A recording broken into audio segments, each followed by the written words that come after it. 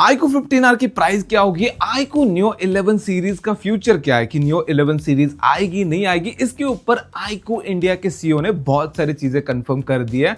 तो उसी के ऊपर थोड़ा डिटेल में बात करते हैं। अब इसमें एक बड़ी गुड न्यूज है, एक छोटी बैड न्यूज भी है iQOO 15R को लेकर। उन सारी चीजों के ऊपर डिस्कस करेंगे और मेन अपना फोकस तो रहेगा कि भाई iQOO 15R की क्या प्राइस होगी, कि OnePlus 15R को तगड़ी टक्कर दे पाएगा प्राइसिंग में, क्योंकि परफॉर्मेंस तो दोनों की लगभग सेम ही होगी 8 Gen 5 के साथ। हाँ, माना कि iQOO थोड़ा सा परफॉर्मेंस के मामले में आगे रहता है बाकियों से, लेकिन फिर कैमरा का क्या, जो 200 मेगापिक्सल का प्रॉमिस किया था अब इसको पीछे ले लिया है, वहां पर छोटा कैमरा आने वाला है, मतलब मेगापिक्सल कम होंगे। पहले उसी को डिस्कस करते हैं, फिर iQOO Neo 11 की बात करेंगे और बीच में प्राइसिंग की बात करेंगे, चिंता मत करो। सबसे पहले जो बड़ी लीक्स आई थी, न्यूज वगैरह रूमर वगैरह चल रहे थे कि iQOO 15R में 200 मेगापिक्सल का मेन कैमरा होगा। अब उस चीज को लेकर मैं उतना खुश नहीं था। क्यों? क्योंकि 8 मेगापिक्सल का इन्होंने अल्ट्रा वाइड कैमरा घुसेड़ रखा था। मेरा पर्सनली यही कहना था कि भाई उस 8 मेगापिक्सल में कुछ मेगापिक्सल बरसा दो 200 मेगापिक्सल वाले, मतलब 200 मेगापिक्सल में से कम करो और उसमें बढ़ाओ। अब इन्होंने एक काम तो कर दिया कि 200 मेगापिक्सल में से मेगापिक्सल घटा दिए, लेकिन अल्ट्रा वाइड के बढ़ाए नहीं। हाँ, 200 मेगापिक्सल का कैमरा 50 मेगापिक्सल का होने वाला है,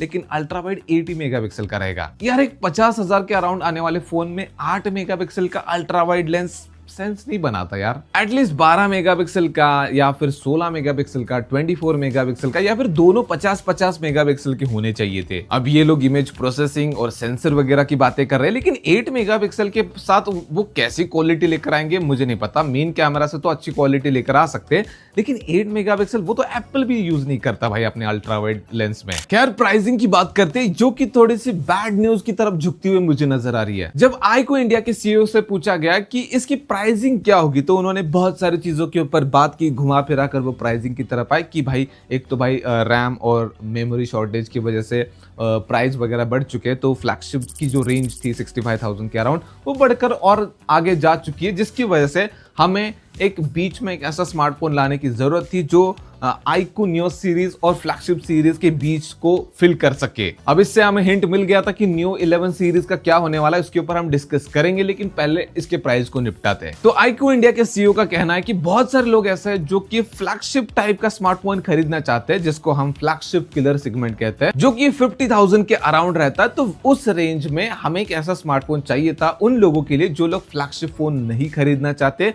व्हाटएवर रीजन कि उनके पास उतना बजट नहीं है या फिर वो उतना स्पेंड नहीं करना चाहते एक स्मार्टफोन के ऊपर। वो लोगों को अंडर 50,000 एक ऐसा फोन मिले जिसमें वो सारी चीजें हो जो उनको फ्लैगशिप लेवल की लगे। अब यहां से तुम्हें थोड़ा बहुत आइडिया लग चुका होगा कि इसकी प्राइस क्या होने वाली है। तो हाँ, इसकी प्राइस अंडर 50,000 होने वाली है, ऐसे iQOO इंडिया के सीईओ ने कंफर्म कर दिया है। लेकिन वो एग्जैक्टली कितनी होगी, हमने एक्सपेक्ट किया था कि भाई OnePlus 15R ने तो डिसअपॉइंट कर दिया, क्योंकि OnePlus 13R तो आया था 40,000 के अराउंड, कार डिस्काउंट के साथ तो 40,000 का मिल रहा था। ये चला गया 48,000 का, कार डिस्काउंट के साथ मिल रहा है 45,000 का। अब इसने तो डिसअपॉइंट कर दिया था, लेकिन भाई हमारे मन में पता नहीं कहां से उम्मीद जागी कि iQOO 15R आएगा और हमारी उसी उम्मीद को मरने नहीं देगा। वो आएगा OnePlus 15R से सस्ता और मिल जाएगा हमें अंडर 45,000। लेकिन अब ऐसा लग रहा है कि भाई वो भी तुम्हें OnePlus 15R की प्राइस पे मिलेगा या फिर उससे महंगा भी हो सकता है। मतलब 50,000 का लॉन्च होगा और कार डिस्काउंट के साथ अंडर 50,000 मिलेगा। मुझे ज्यादा चांसेस लग रहे हैं कि ये सेम प्राइस पे लॉन्च होगा 48,000 का, और कार डिस्काउंट के साथ 45,000 के अराउंड मिल सकता है। जैसे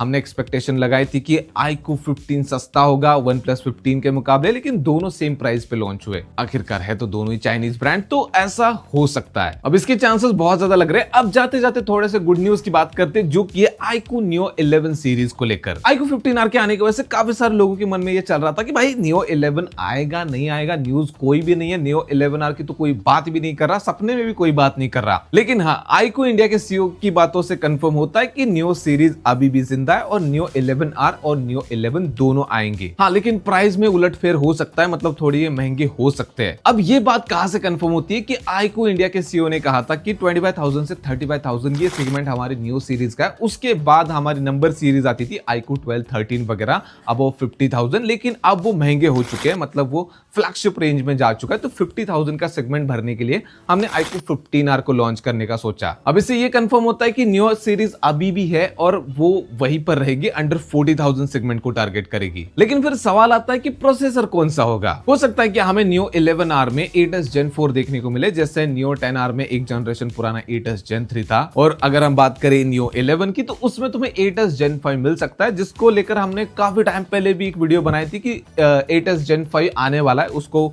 एक तरह से कंफर्म कर दिया कि वो भी लॉन्च होगा, तो ये काफी अच्छी बात है। लेकिन इनकी प्राइसिंग क्या होगी? तो मुझे लगता है कि नियो 11R तुम्हें 30,000 के अराउंड मिल सकता है, 31-32,000 का, और जो नियो 11 होगा वो अबो 35,000 चला जाएगा। इन सारी चीजों के ऊपर तुम अपने थॉट कमेंट में बता सकते हो। वीडियो पसंद है तो वीडियो को लाइक कर देना, चैनल को सब्सक्राइब कर देना। मिलते हैं नेक्स्ट वाले वीडियो में।